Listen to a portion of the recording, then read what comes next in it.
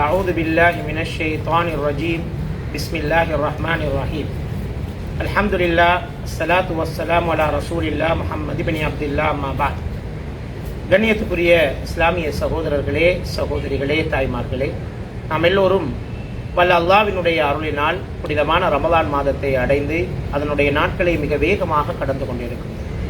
இந்த சந்தர்ப்பத்திலே அல்லாஹ் தஆலா குர்ஆனிலே எங்களை நோக்கி அழைக்கின்ற ஒரு அழைப்பை நாம் எல்லோரும் ஏற்றுக்கொள்ள வேண்டிய ஒரு கட்டாயத்தில் இருக்கின்றோம். அதுதான் அல்லாஹ் தஆலா எங்கள் எல்லோரையும் நோக்கி அழைக்கின்ற ஒரு மிக முக்கியமான ஒரு பண்புதான், நீங்கள் ரப்பானிக்களாக வாழுங்கள் என்று அல்லாஹ் தஆலா அழைக்கின்றார். ரப்பானியன் என்பது இறைவனை சார்ந்து வாழுகின்ற அந்த வாழ்க்கையை தான் குறிக்கின்றது. கூனு ரப்பானியீன பிமா குந்தும் துஅல்லிமூனல் கிதாப வ பிமா குந்தும் தத்ருசூன் என்று அல்லாஹ் தஆலா குர்ஆனிலே எங்களை அழைக்கின்றார். நீங்கள் அல்லாஹ்வுடைய வேதத்தை கற்றுக்கொள்வதன் மூலமாகவும் அல்லாஹ்வுடைய வேதத்தை கற்றுக் கொடுப்பதன் மூலமாகவும் அல்லாஹ்வை சார்ந்த மனிதர்களாக இருங்கள் என்று அல்லாஹ் தஆலா சொல்கிறார். பொதுவாக நம்மில் பலர் ரமலான் மாதம் வந்து விடுகின்ற போது ரமலானிக்களாக மாறிவிடுகின்றோம். ரமலானை மையப்படுத்தி தான் எங்களுடைய செயற்பாடுகள் அமைந்துவிடும். ரமலானிலே தஹஜ்ஜத் தொழுகிறோம், ரமலானிலுக்கென்று விசேடமாக அமல்களை ஆக்கிக் கொள்கின்றோம். ஆனால் ரமலான் முடிந்த கையோடு அந்த அமல் இபாதத்துக்களை விட்டும் நாங்கள் தூரமாகி விடுகின்றோம். இது ஒரு இறை அடியானினுடைய பண்பாக இருக்க முடியாது. நாங்கள் வணங்குவது இந்த உலகத்தை படைத்து பரிபாலிக்கின்ற ரப்பாகி அல்லாஹ்வைத்தான். அவனுடைய படைப்புகளில் ஒன்றுதான் இந்த மாதமும். ஆகவே அதிகூடிய எங்களுடைய கவனம் அல்லாஹ்வை வணங்குவதில் தான் இருக்க வேண்டும். இந்த ரமலான் அல்லாஹ்வை வணங்கி நாங்கள் ரப்பானிக்களாக மாறுவதற்கான ஒரு பயிற்சி களமாக அமைய வேண்டுமே தவிர ரமலான் எங்களுடைய இலக்காக மாறிவிடக்கூடாது. நாங்கள் ரமலானிய மனிதர்களாக இருக்கக்கூடாது, ரப்பானிய மனிதர்களாக இருக்க வேண்டும் என்பதைத்தான் இந்த வசனமும் எங்களுக்கு சொல்கிறது. இந்த வசனத்திலே அல்லாஹ் தஆலா சூரா ஆல இம்ரானினுடைய 79வது வசனத்திலே அல்லாஹ் எங்களை நோக்கி அழைக்கின்ற 2 முக்கியமான விடயங்கள் இருக்கின்றன. அதுதான் குர்ஆனை கற்றுக்கொள்வது. இந்த ரமலான் குர்ஆன் இறங்கிய மாதம். லைலத்துல் கத்ருடைய இரவில் தான் இந்த குர்ஆன் இறக்கி அருளப்பட்டது. ஒட்டுமொத்த சமுதாயத்துக்கும் தேவையான வழிகாட்டல்களை கொண்டிருக்கிற இந்த குர்ஆனை நாங்கள் படிப்பதனூடாக, ஓதுவதனூடாக, அதனை அடுத்த மனிதர்களுக்கு எத்தி வைப்பதனூடாக அல்லாஹ்வை சார்ந்த மனிதர்களாக நாங்கள் இருக்க வேண்டும் என்பதைத்தான் அல்லாஹ் தஆலா எங்களிடம் எதிர்பார்க்கின்ற ஒரு விடயமாக இருக்கிறது. இதனால்தான் ரசூலுல்லாஹி ஸல்லல்லாஹு அலைஹி வஸல்லம் அவர்கள் இந்த குர்ஆனோடு வாழக்கூடிய ஒருவராக இருந்தார்கள். ஆயிஷா ரலியல்லாஹு அன்ஹா அவர்கள் போய் அவர்களிடத்திலே கேட்கப்பட்ட போது சொல்கிறார்கள், ஸல்லல்லாஹு அலைஹி வஸல்லம் அவருடைய வாழ்க்கை எப்படி இருந்தது, அவருடைய பண்பாடுகள் எப்படி இருந்தது? கான ஹுலுகுஹு அல் குர்ஆன். அவருடைய ஒட்டுமொத்த வாழ்வு, அவருடைய பண்பாடுகள் அனைத்தும் குர்ஆனாகத்தான் இருந்தது என்று சொல்கிறார்கள். என்றால் அவர்கள் ரப்பானிய சிந்தனையோடு வாழ்ந்திருக்கிறார்கள் என்பதை நாங்கள் பார்க்கிறோம். அது மாத்திரமல்ல, ஸல்லல்லாஹு அலைஹி வஸல்லம் அவர்களுடைய தலைமயிர்கள் நரைத்து போயிருந்த சந்தர்ப்பத்திலும் கூட அவர்கள் சொன்ன ஒரு வார்த்தை தான் ஷையபத்னி ஹூதுன் வ அஹவாத்துஹா.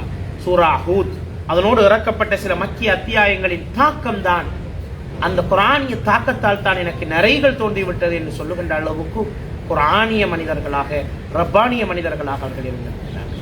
சஹாபாக்களில் மிக முக்கியமான நபித்தோழர்கள் எல்லோருமே அவ்வாறு குர்ஆனுக்காக தங்களுடைய வாழ்க்கையை அமைத்துக் கொண்டதை நாங்கள் பார்த்தோம். அவர்கள் குர்ஆனை ஓதுகின்ற போது அதனால் தாக்கமடையக்கூடிய மனிதர்களாக இருந்திருக்கிறார்கள், அழுதிருக்கிறார்கள்.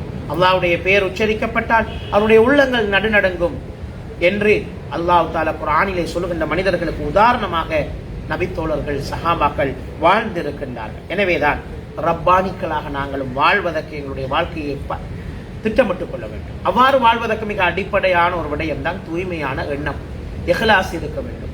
இஹ்லாஸான எண்ணம் எங்களுடைய உள்ளத்தில் இறுக்கமாக இருந்தால் அது வணக்கமாக இருக்கலாம், அன்றாட செயற்பாடுகளாக இருக்கலாம், எதுவாக இருந்தாலும் அதிலே தூய்மையான எண்ணம் இருந்துவிடும் என்று சொன்னால் நாங்கள் மிக அழகாக அதிலே நன்மைகளை அடைந்து கொள்ளலாம். இது ரப்பானிகளுடைய வாழ்க்கையில் இருக்கிற மிக முக்கியமான ஒரு பண்பு. இரண்டாவது, எப்போதும் ஒரு ரப்பானி அறிவோடு தான் அமல் செய்யும். அமல்களில் சிறந்த அமல் அறிவோடு அறிந்து செய்கின்றோம். இந்த அமலை ஏன் செய்கிறோம், எப்படி செய்கிறோம் என்பதை அறிந்து நாங்கள் ஒரு அமலை செய்கின்ற போதுதான் அதற்கு நிறைய கூலிகள் இருக்கிறது. எனவேதான் ஸல்லல்லாஹு அலைஹி வஸல்லம் அவர்கள் சொன்னார்கள், உங்களில் சிறந்தவர் யார் என்றால் ஒரு ஆணை அதனுடைய அறிவை தானும் கற்று பிறருக்கும் கற்றுக் கொடுப்பவர் தான் மிக சிறந்தவர் என்ற கருத்தை சொல்லி இருப்பதை நாங்கள் பார்க்கிறோம். எனவே கற்றுக்கொள்பவர்களாக இருப்பார் ரப்பான். மூன்றாவது, படிப்படியான ஒழுக்க பயிற்சிகளில் தன்னை ஈடுபடுத்திக் கொள்வார்.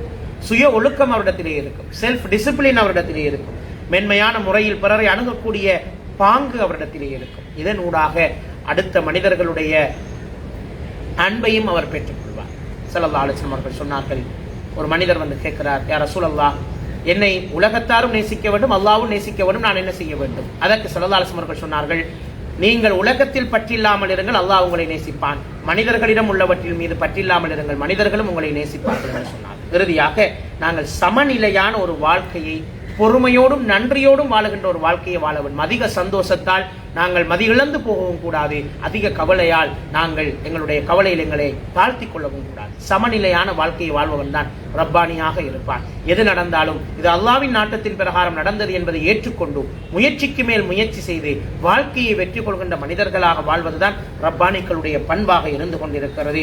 எனவே நாங்கள் எப்போதும் ஒரு ஆணிய மனிதர்களாக குர்ஆனை ஓதுவதன் மூலமும் கற்றுக்கொள்வதன் மூலமும் கற்பிப்பதன் மூலமும் அதனை செயற்படுத்துவதன் மூலமும் அல்லாஹ்வை சார்ந்த ரப்பானிக்களாக வாழ்வோம். வெறுமனே ரமலானிக்களாக வாழ்ந்து ரமலானில் மாத்திரம் அமல் இபாதத்துக்களில் ஈடுபடுகின்ற மனிதர்களாக இல்லாமல் ஒட்டுமொத்த வாழ்வையும் நாங்கள் அல்லாஹ்வுக்காக வாழ்ந்து மரணிக்கின்ற மனிதர்களாக மாறுவதற்கு வல்ல அல்லாஹ் தஆலா எனக்கும் உங்களுக்கும் தௌஃபீக் செய்வானாக. வாஹிரு தஅவானா அல்ஹம்துலில்லாஹி ரப்பில் ஆலமீன். வஸ்ஸலாமு அலைக்கும் வரஹ்மத்துல்லாஹி வபரகாத்துஹு.